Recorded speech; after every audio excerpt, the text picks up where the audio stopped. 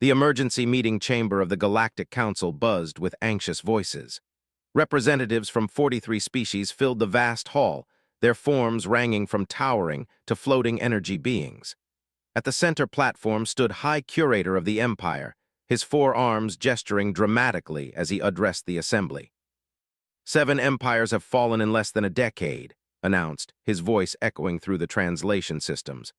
The Dominion, the Collective, the Federation, all gone, billions of lives lost, entire civilizations erased from existence.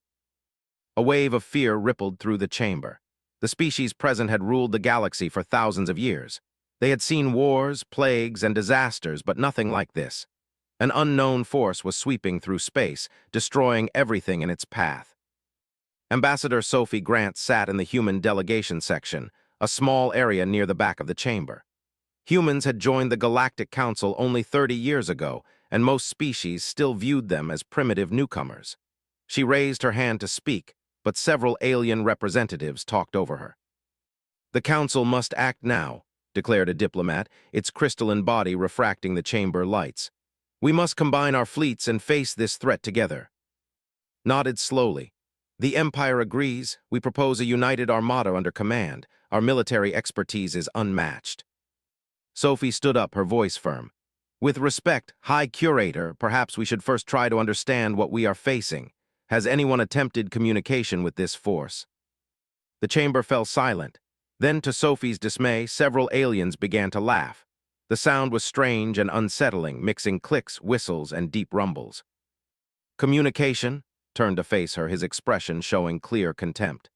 "Ambassador Grant, your species has been in space for barely a century. You know nothing of galactic warfare. This enemy destroys first and asks no questions. There is nothing to communicate." Sophie felt her face flush with anger, but she kept her composure. "Even so, rushing into battle without information seems unwise. Earth would be willing to share our research on unknown phenomena." "Your research?" another laugh echoed from the section. "Humans struggle with basic quantum mechanics. What could you possibly offer?"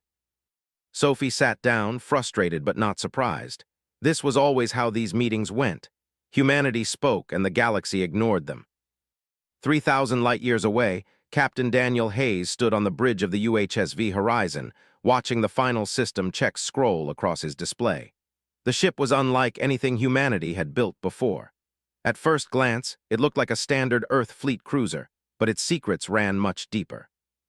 "Quantum drive at 98% efficiency," reported Lieutenant Emma Brooks from her station. She was young, barely 30, but one of the minds in theoretical physics. "We are ready for full-scale testing, Captain." Daniel nodded, studying the readings carefully.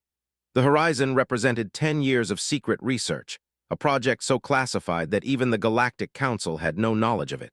While Earth publicly shared standard faster-than-light technology with allied species, they had been working on something far more advanced. "Commander, status of defensive systems?" Daniel asked. Frank, a veteran officer with 20 years of combat experience, checked his tactical display. "All weapons online and calibrated. Quantum shields responding normally, though I still think calling them shields is misleading. They don't block attacks, they make us exist somewhere else entirely." "That's the idea," Emma said with a slight smile. "Conventional shields stop incoming fire. Our quantum lock system makes the ship occupy multiple positions simultaneously.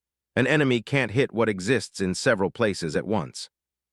Daniel had read the technical reports dozens of times, but the concept still amazed him. The horizon could shift between quantum states, appearing in one location while simultaneously existing in others. It could travel distances that would take normal ships months to cover, arriving in mere hours. It was revolutionary technology that would change galactic civilization forever. If it worked properly. "Captain, incoming priority transmission from Earth Fleet Command," the communications officer called out. Admiral Porter's face appeared on the main screen. He looked tired, his gray hair more disheveled than usual. "Daniel, I hope the horizon is ready. We have a situation." "We were about to begin final testing, Admiral. What's happening?" "The unknown force that's been destroying empires has been spotted entering the outer rim. The Empire is mobilizing their entire fleet to intercept. 10,000 warships, the largest armada ever assembled." Daniel felt a cold chill run down his spine. 10,000 ships, they must be confident. Overconfident, more likely, Porter replied. Ambassador Grant tried to convince them to proceed cautiously, but they dismissed her, as usual. The Admiral's jaw tightened. I'm ordering you to take the Horizon to the conflict zone. Observe only. Do not engage. We need to see what this enemy is capable of. Understood, sir. When do we depart? Immediately. Daniel, this is important. The galaxy has no idea what we've developed here.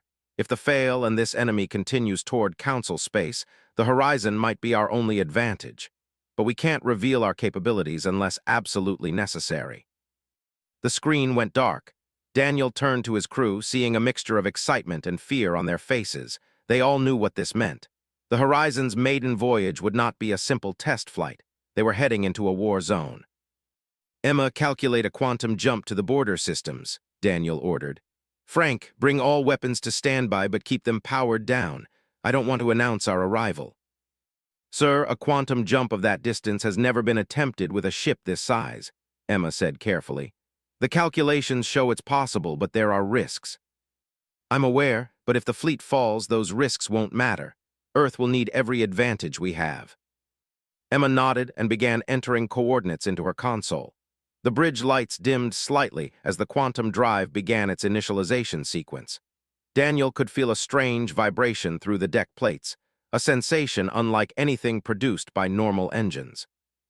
All crew, this is the captain, he announced over the ship-wide intercom. We are departing for the border systems under emergency orders. Our mission is observation and intelligence gathering. We will be using the quantum drive for the first time at full power.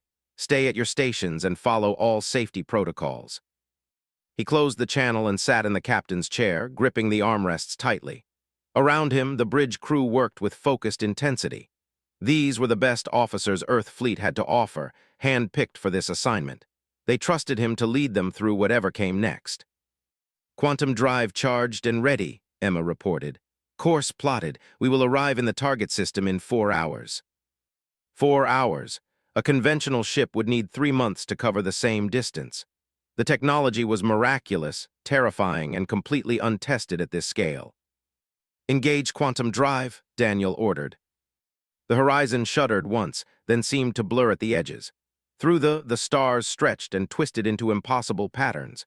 Colors that had no names flashed past the hull.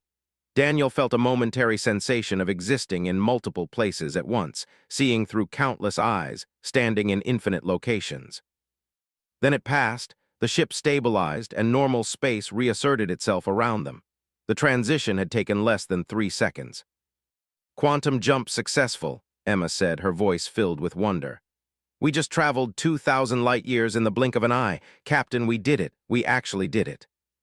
The Horizon drifted in quantum-shifted space, invisible to conventional sensors. On the Armada spread across the star system like a metallic ocean. 10,000 ships of various sizes formed defensive formations, their weapons primed and ready. The sight was magnificent and terrifying. I've never seen so many warships in one place, Frank said quietly, studying the tactical display. They brought everything they have. Daniel watched the formations carefully. They were legendary warriors, their military doctrine refined over 20,000 years of conflicts. Their ships were larger and more heavily armed than anything Earth could build. Each vessel carried enough firepower to level a planet. Detecting the unknown contact on long-range sensors, Emma reported. Distance, 2 million kilometers and closing. Captain, the readings are strange, very strange. Define strange, Lieutenant. Emma's fingers danced across her console, pulling up data streams. The object is massive, roughly the size of a small moon, but its quantum signature is fluctuating. It's like it exists partially in our dimension and partially somewhere else. Normal space and something beyond. Frank leaned forward, his expression grave. That would explain why conventional weapons have been ineffective. You can't destroy something that isn't fully there. Can we get a visual? Daniel asked. The shifted, zooming in on the approaching object. What appeared made Daniel's breath catch in his throat. The thing was not a ship in any traditional sense. It was a construct of impossible geometry, surfaces that seemed to fold into themselves, edges that existed in more than 3 dimensions. Colors shifted across its hull in patterns that hurt to look at. It pulsed with an eerie light that seemed to come from nowhere and everywhere at once. "What is that?" Frank whispered. "I don't know," Daniel admitted, "but they are about to engage it." The lead battleship, a massive dreadnought 5 kilometers long, opened fire. Energy beams lanced across space, followed by missiles and kinetic projectiles. The weapons struck the construct and simply vanished, absorbed into its impossible surface without causing any visible damage. The construct responded. A wave of energy erupted from its core, spreading outward in a perfect sphere. The wave passed through the ships and they began to disintegrate.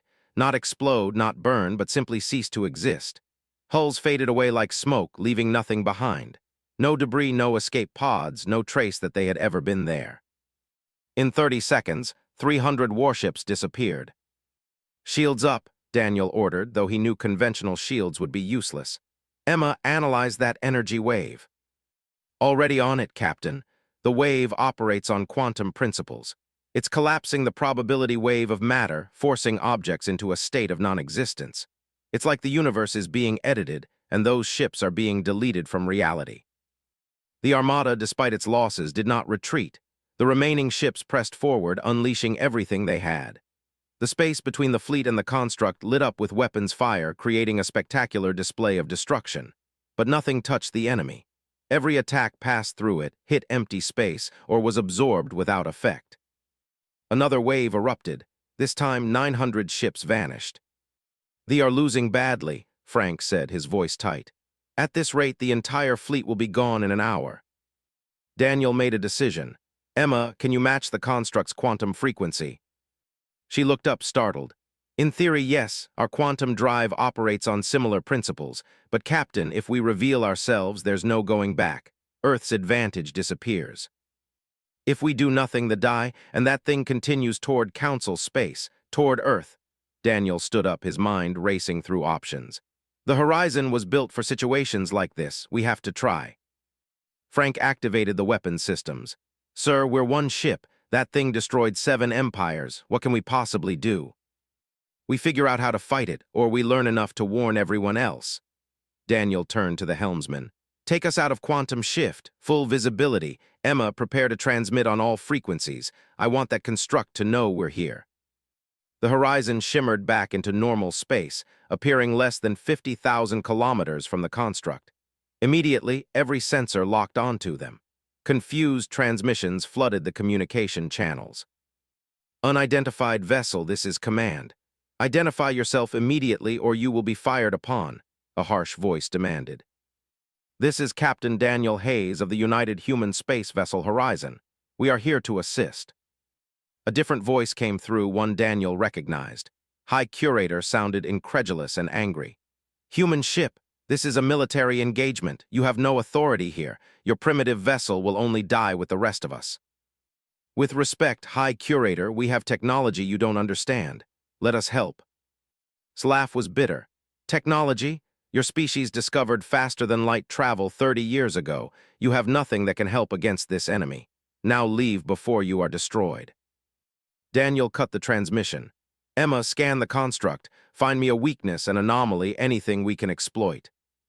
The construct, apparently noticing the Horizon, turned its attention toward them. A tendril of energy extended from its core, moving with deliberate intent. The tendril had the same reality-bending properties as the rest of the construct, existing in multiple dimensions simultaneously. "Evasive maneuvers," Daniel ordered. The helmsman sent the Horizon into a tight spiral. The tendril followed, moving impossibly fast. It reached out to touch the ship, to erase it from existence like it had erased so many others. Then Emma activated the quantum lock system. The Horizon split, not physically but across probability states. The ship existed in 17 different positions at once, each version solid and real. The tendril struck one position and passed through empty space. It struck another and found the same result. The construct could not hit a target that occupied multiple quantum states. The construct paused. For the first time since the battle began, it stopped attacking. It seemed to be studying the Horizon, analyzing this new opponent that did not follow the normal rules of reality. "It's working," Frank said, amazement in his voice. "We're matching its quantum signature. It can't touch us." Daniel felt a surge of hope, but it died quickly. We can dodge, but can we hurt it? Emma shook her head. Our weapons are conventional, just like this. They won't penetrate its defenses any better. The construct made its decision. Instead of attacking the horizon, it turned back to the fleet and unleashed 3 waves simultaneously. 6,000 ships vanished in seconds. The remaining vessels broke formation, trying desperately to retreat. But the construct was faster. It moved through space in ways that physics, appearing behind fleeing ships and erasing them one by one. High Curator's voice came through the communication channel again, but the arrogance was gone. Now there was only desperation and fear. Human vessel, if you have any way to stop this thing, use it now. We were wrong about you. We were wrong about everything.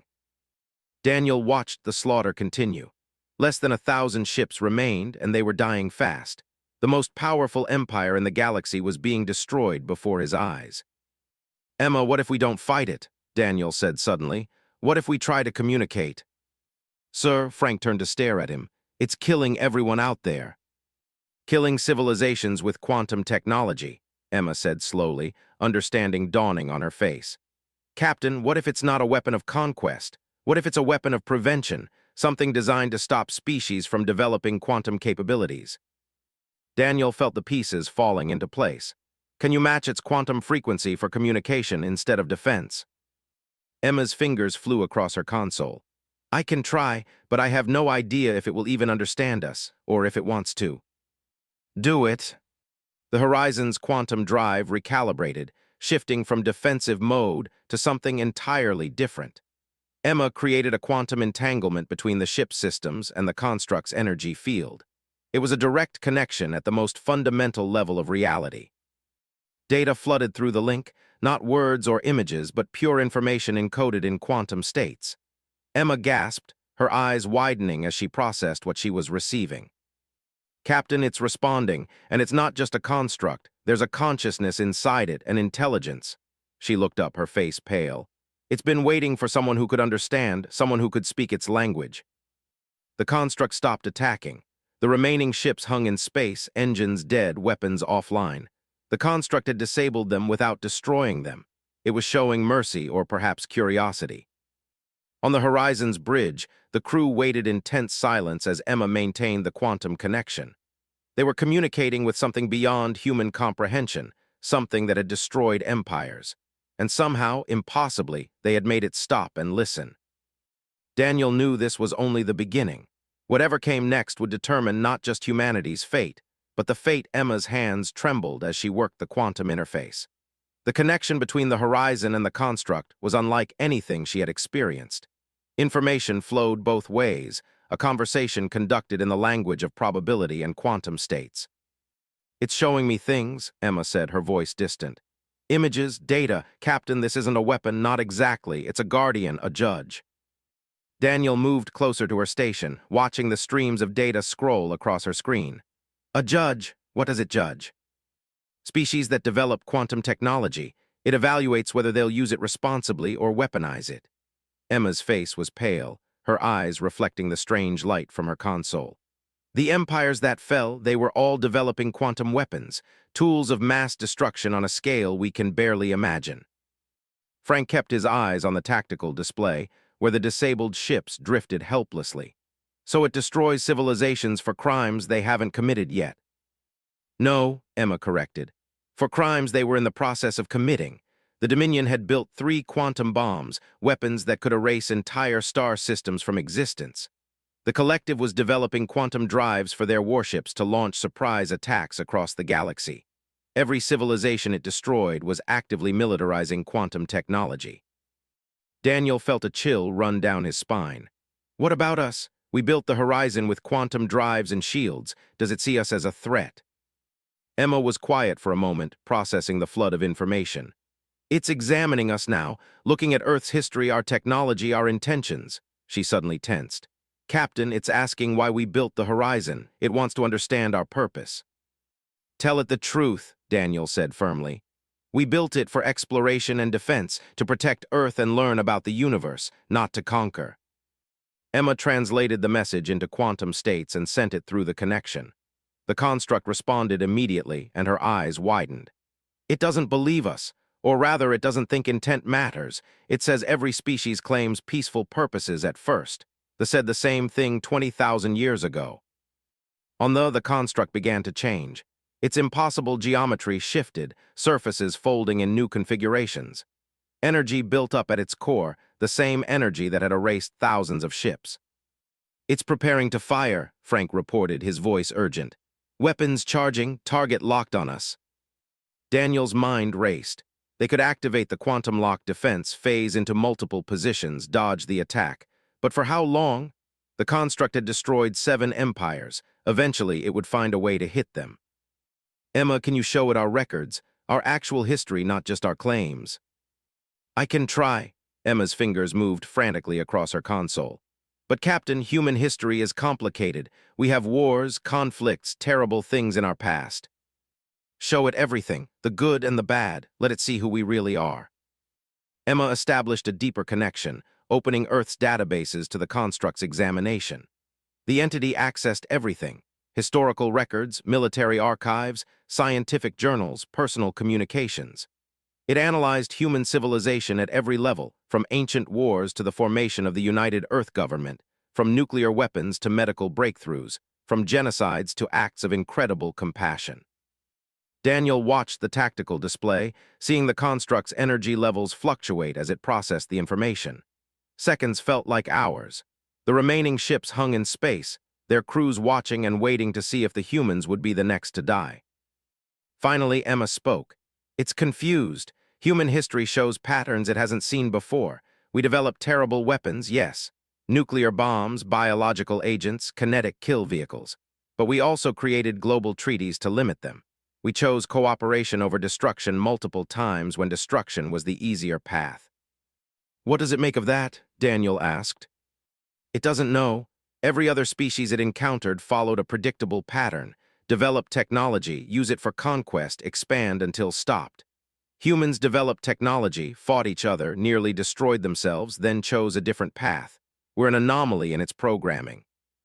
The construct sent another burst of information. Emma translated quickly. "It's asking about the horizon specifically. Why do we have weapons if our purpose is exploration?" Daniel thought carefully before responding. "Tell it we hope to never use our weapons, but the galaxy is dangerous. We've seen species that attack without provocation. We built the horizon to defend ourselves and others if needed, not to conquer." Emma relayed the message. The construct's energy levels began to drop slowly.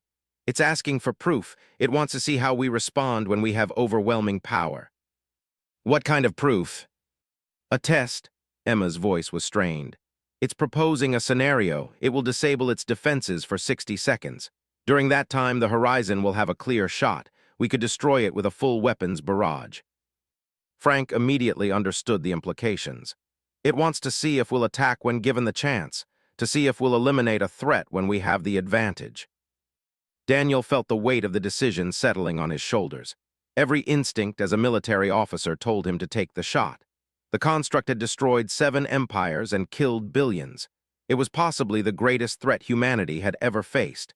Destroying it now would save countless lives in the future. But that was exactly the kind of thinking that had doomed the other civilizations. "If we attack, we prove we're exactly what it thinks we are," Daniel said quietly. "We prove that humans will use superior technology to eliminate threats preemptively." "And if we don't attack and it's lying?" Frank asked. "If this is a trick and it destroys us?" "Then we die, but we die proving that humanity is better than what it expects." Emma looked up from her console, tears in her eyes. "Captain, it's not just asking. It's already dropped its defenses. We have a clear shot right now. 45 seconds remaining." The bridge fell silent. Every officer stared at Daniel, waiting for his order. He could see fear and doubt on their faces. They had families back on Earth, loved ones they wanted to see again.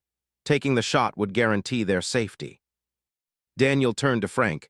"Power down all weapons, full shutdown." "Sir." "Do it now, and Emma, send a message to the construct.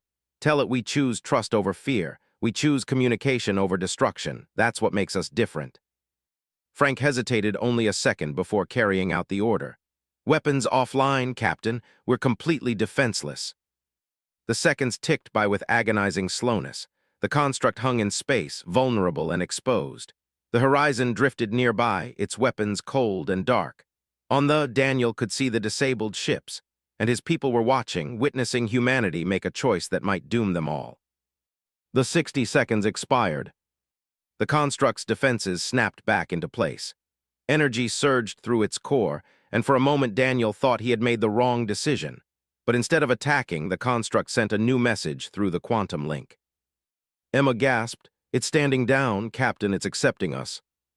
What changed its mind? We did. Every other species it tested attacked during the window of vulnerability. Even those who claimed peaceful intent couldn't resist the opportunity to eliminate a threat. We're the first to pass the test. Emma's voice filled with wonder. It says humanity has earned the right to develop quantum technology. We've proven we can be trusted with power. Relief flooded through Daniel, making his legs weak. He sat down heavily in the captain's chair, feeling the tension drain from his body. Around him, the bridge crew erupted in quiet celebration, hugging each other and wiping away tears. But the moment was short-lived. The construct sent another message, and Emma's expression turned serious. "What is it?" Daniel asked. The construct is revealing its origin. It was created by the predecessors, an ancient civilization that achieved quantum transcendence over 1 million years ago. They left the physical universe behind, but feared others would use quantum technology to destroy themselves or threaten the fabric of reality itself. So they built guardians to police the galaxy. Yes, but Captain, this construct is only one of many. There are dozens more patrolling different sectors of space. And it says that while we've proven ourselves, other species haven't. The galaxy stands on the edge of a quantum arms race that could tear reality apart. Daniel stood up slowly, understanding the new burden being placed on humanity's shoulders. It wants our help. Emma nodded. It wants humanity to become guardians, to share our quantum technology only with species who prove they can be trusted, to prevent the kind of destruction it was created to stop. Frank looked troubled. We just became major players in galactic politics, and now we're supposed to be peacekeepers. The other species will never accept that, especially not the... As if summoned by the mention of his name, High Curator's face appeared on the communication screen. The proud alien looked broken, his 4 arms hanging limply at his sides. Behind him, his flagship's bridge showed signs of damage and chaos. "Captain Hayes," said, his voice quiet, "my people owe you our lives. You could have let that thing destroy us all. You could have destroyed it when it was vulnerable. Instead, you chose mercy and wisdom." He paused, struggling with his next words. "The Empire has been the dominant power in this galaxy for 20,000 years. We believed we were superior to all others. Today, we learned that power without wisdom is worthless. You have taught us a lesson in humility." Daniel chose his words carefully. "High Curator, we didn't save you to prove superiority. We did it because it was right."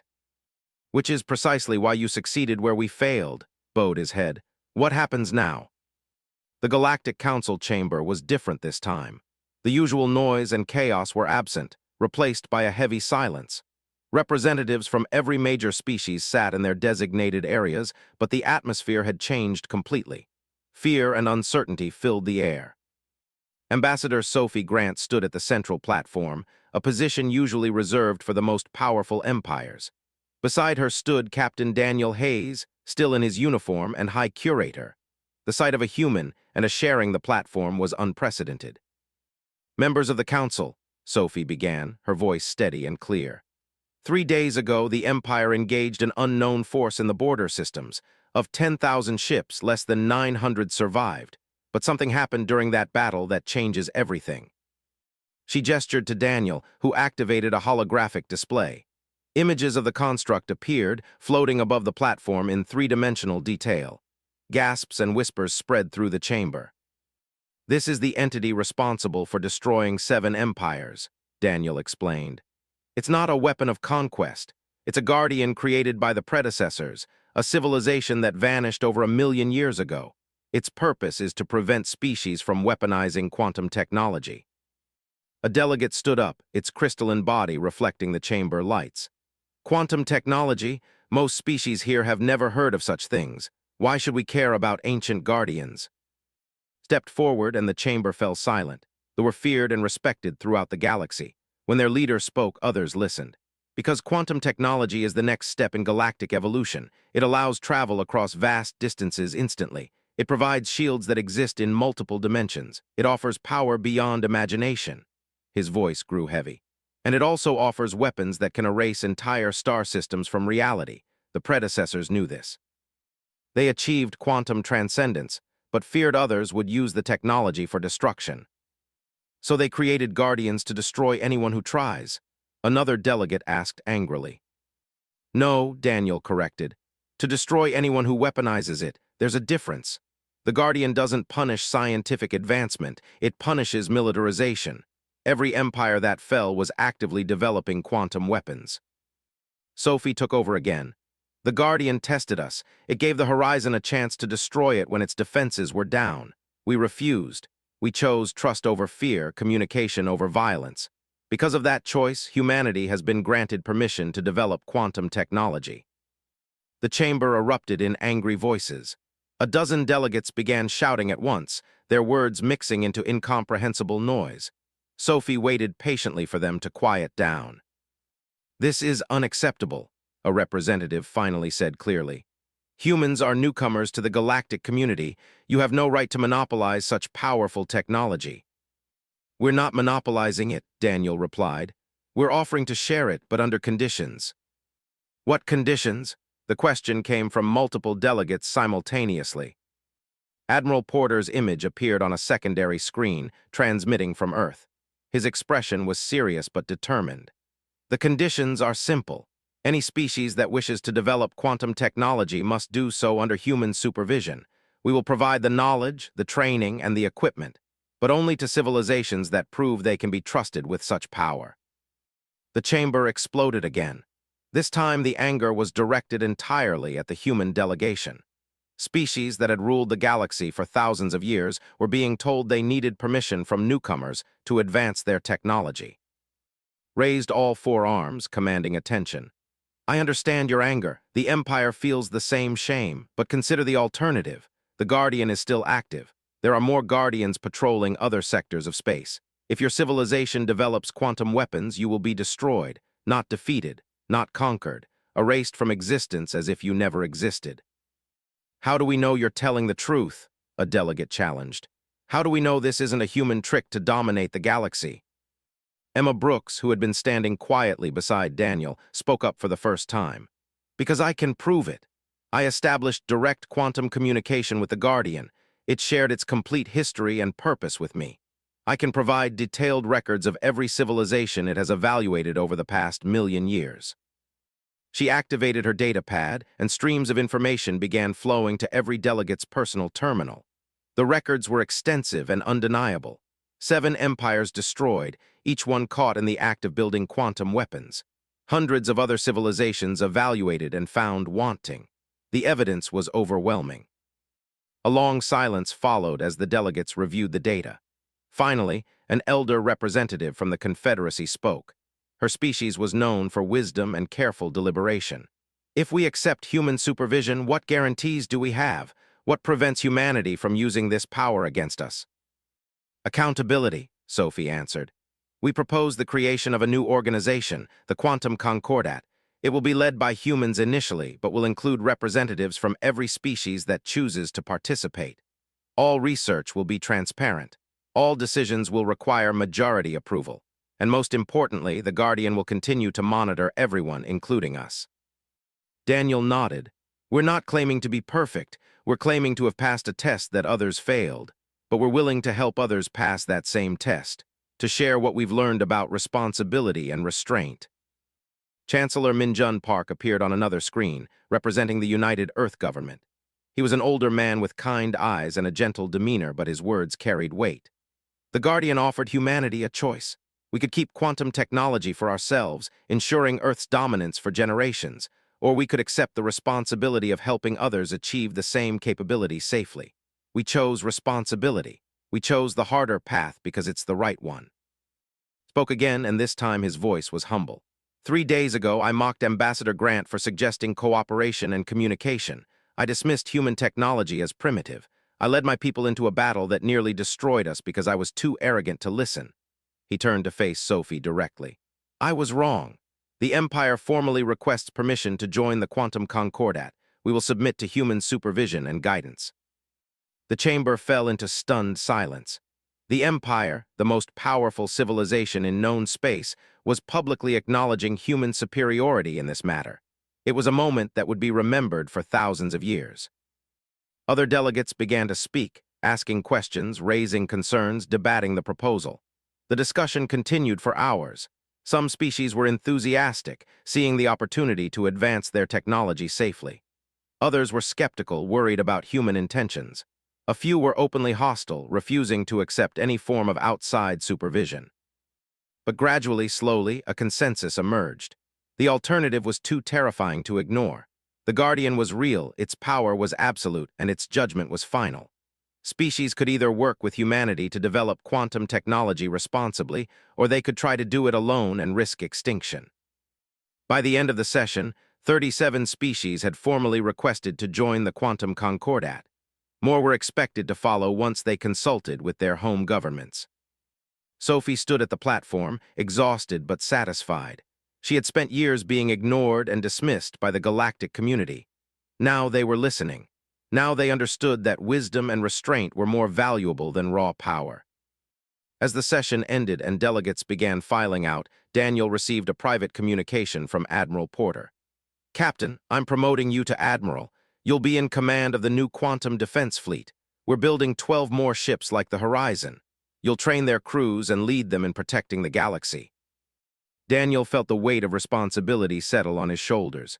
"Sir, I'm just a ship captain. This is politics and diplomacy. I'm not qualified." "You're the most qualified person we have. You're the one who made first contact with the Guardian. You're the one who chose trust over fear when it mattered most. The galaxy needs leaders like you, Daniel." The communication ended, and Daniel stood alone on the platform for a moment. Emma and Frank approached, both looking as overwhelmed as he felt. "We just changed galactic history," Emma said quietly. "Humanity went from being ignored to leading a new era of cooperation." Frank was more practical. "We also made enemies. Some species will resent human authority. They'll try to develop quantum weapons in secret." "Then we'll stop them," Daniel said firmly. "Not through force, but through education and support. We'll prove that cooperation works better than competition." High Curator approached, accompanied by several officers. "Admiral Hayes, my government wishes to make a formal offer. We will provide resources and personnel to support the Quantum Concordat. Our military academies will incorporate human training methods. Our scientists will work alongside yours." Daniel extended his hand, a human gesture of friendship, stared at it for a moment, then carefully took it with one of his 4 hands. The handshake was awkward but sincere. "Together," Daniel said simply. "Together, agreed." As Daniel left the chamber, he thought about the journey ahead. The galaxy had been given a second chance, an opportunity to advance without destroying itself. Humanity had earned the right to guide that advancement, but it was a responsibility that would test them in ways they couldn't yet imagine. The Guardian was still watching, still judging, and if humanity failed, if they proved unworthy of the trust placed in them, the consequences would be absolute. But Daniel had faith in his species. They had survived wars, plagues, and near-extinction events on Earth. They had learned from their mistakes and chosen to build rather than destroy. That same spirit would guide them now, as they helped the galaxy navigate the dangerous waters of quantum technology. The Horizon waited in orbit, ready for its next mission. And Daniel Hayes, newly promoted admiral, was ready to lead. 6 months had passed since the formation of the Quantum Concordat. The galaxy was changing in ways nobody could have predicted. Admiral Daniel Hayes stood in the observation deck of the newly expanded Earth Fleet headquarters, watching construction crews work on the 12th quantum-locked vessel. The sight filled him with both pride and worry. "Impressive, isn't it?" Emma Brooks said, joining him at the window. She had been promoted to Chief Science Officer of the Concordat, responsible for overseeing all quantum research projects across participating species. "Impressive and terrifying," Daniel admitted. "Each of those ships has the power to travel anywhere in the galaxy instantly. In the wrong hands, they could be devastating. That's why we're careful about who we give them to." Emma pulled up a data pad, showing him the latest reports. "So far, 18 species have completed the training program and received permission to build their own quantum vessels. 30 more are still in the preliminary stages. Daniel scanned the reports. They had been the fastest learners, their military discipline and scientific expertise allowing them to master quantum technology quickly. They had struggled with the ethical components, but eventually passed all requirements. Several smaller civilizations had withdrawn their applications, deciding they weren't ready for such responsibility. "Any problems?" Daniel asked. Emma's expression darkened slightly. 3 incidents. The Confederacy attempted to install weapons systems on their research vessel without authorization. We caught them during a routine inspection. They tried to reverse engineer our quantum drives to create their own independent version. And yesterday, we discovered they had been conducting secret experiments on quantum bomb prototypes. What did we do? Expelled them from the Concordat, confiscated their research. The Guardian was in all 3 cases. Emma paused. Daniel, the Guardian visited the home world last night. The entire research facility was erased. 30 scientists gone, no bodies, no debris, just empty space where the building used to be. Daniel closed his eyes, feeling the weight of those deaths. We warned them multiple times. Warning isn't enough for some species. They see quantum technology as the key to military dominance. They can't resist trying to weaponize it. Emma looked out at the ships under construction. Chancellor Park is right. Giving people power reveals their true nature. Some rise to the occasion. Others prove they weren't ready. A priority message appeared on Daniel's personal communicator. He checked it and frowned. The Guardian wants to meet with me on the horizon in 1 hour. Emma's eyes widened. The Guardian, why? It didn't say, but I doubt it's a social call. 50 minutes later, Daniel stood on the bridge of the horizon as the construct materialized in space nearby. It was smaller than during their first encounter, having condensed its form to something more manageable.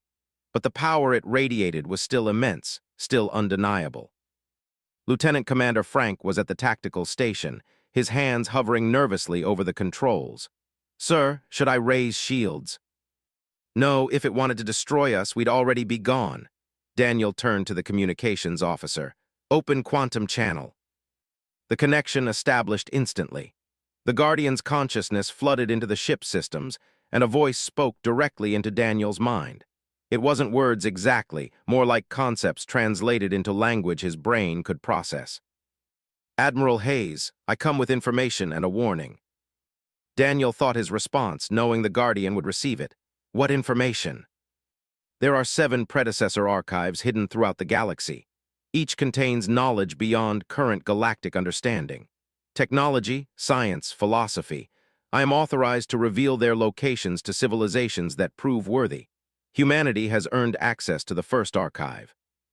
The revelation was staggering. Why now? Why not 6 months ago when we first met? Because worthiness is not demonstrated in a single moment. It is proven through sustained behavior. Humanity has guided 53 species toward responsible quantum development. You have prevented 3 potential catastrophes. You have resisted the temptation to use your advantage for conquest or profit. The test continues, but you have earned this reward. Daniel felt Emma's excitement through the quantum link. The knowledge in a predecessor archive could advance human civilization by thousands of years, but he was cautious.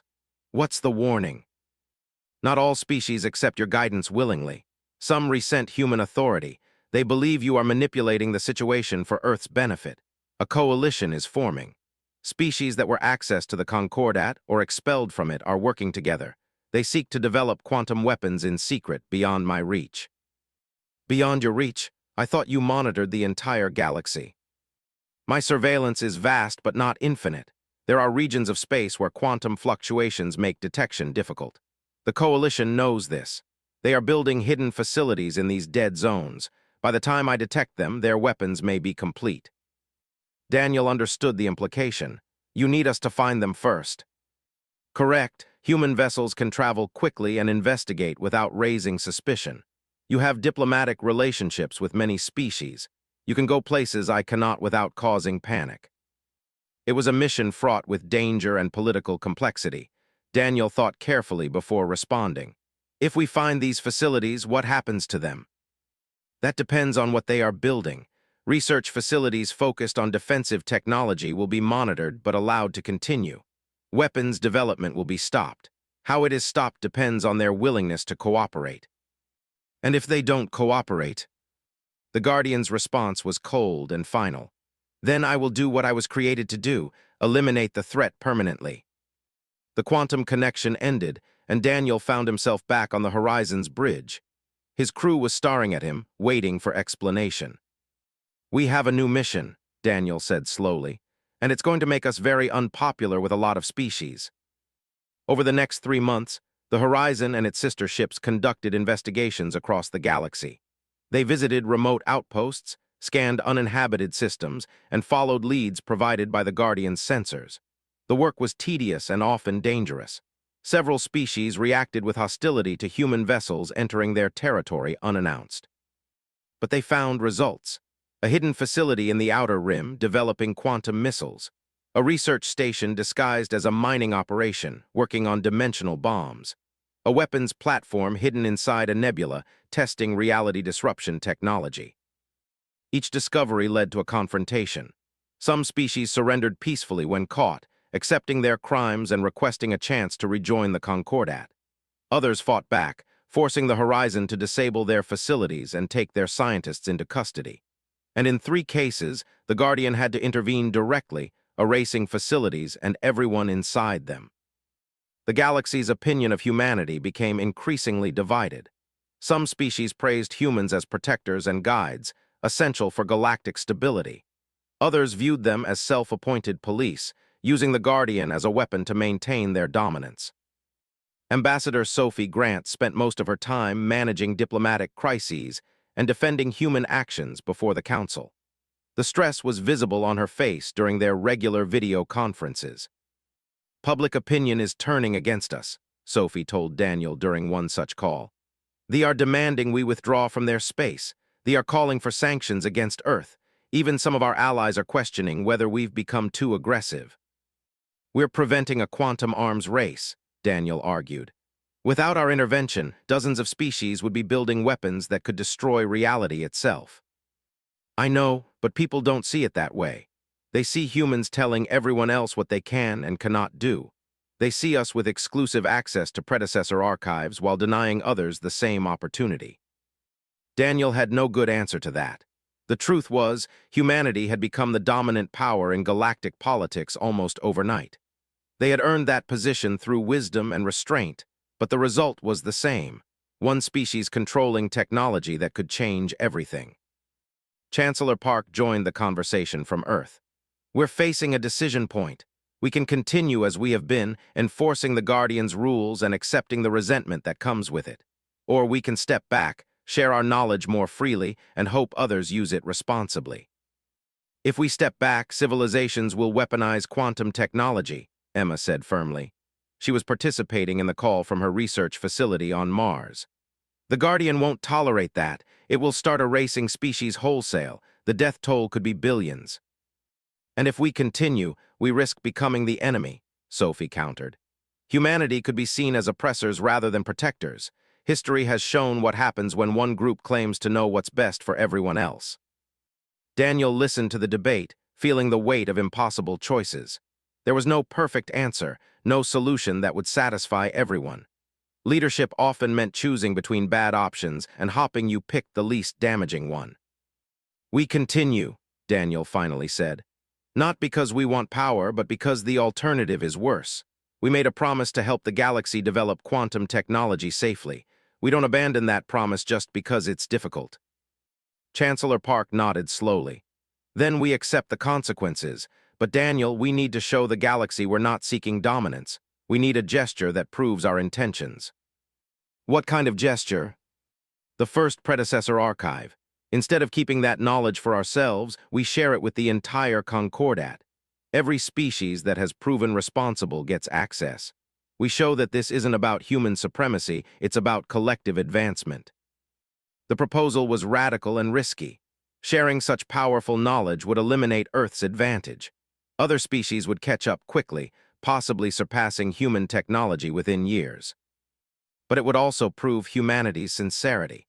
It would demonstrate that they truly believed in cooperation over domination. "I agree," Daniel said. "Let's do it." 2 weeks later, representatives from every Concordat species gathered at the first predecessor archive. It was located in a hidden star system, protected by technology that had preserved it for over 1 million years. The archive itself was a massive structure of impossible geometry, similar to the Guardian but stationary and dormant. Daniel stood with Sophie, Emma, Frank, and as Chancellor Park gave the opening speech. The crowd included delegates from 37 species, scientists and leaders who had proven themselves worthy of this knowledge. Today marks a new chapter in galactic history, Park said, his voice transmitted across every communication channel. The predecessors left this knowledge for civilizations ready to use it wisely. Humanity could have claimed it exclusively. Instead, we share it with all who have earned the right, because our goal is not domination but cooperation, not power but wisdom. The archive activated, its doors opening to reveal chambers filled with technology and information beyond comprehension. Scientific teams from dozens of species entered together, working side by side to document and study the discoveries within.